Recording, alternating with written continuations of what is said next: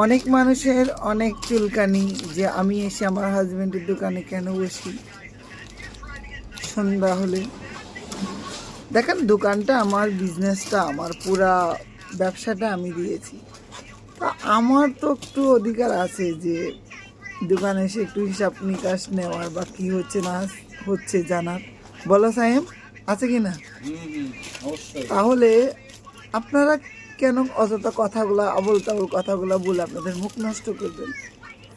আমার ব্যবসা, আমি খবর নেব, বুঝছেন? এই দোকান আমি দিয়েছি, এই ব্যবসা আমার, অবশ্যই আমি আসবো। আপনাদের কি সমস্যা? আপনারা যদি পারেন তাহলে আপনাদের জামাই বা যে আপনারা যে লোকগুলাই কথা বলেন, তা আপনাদের জামাইয়ের অফিসে গিয়ে আপনাদের জামাইয়ের গিয়াতে গিয়ে বসে থাকেন। আমি আমার বিজনেসের খবর নিতে আসছি, আমি আমার বিজনেস দেখতে আসছি, বুঝছেন না? এটা আমারই বিজনেস।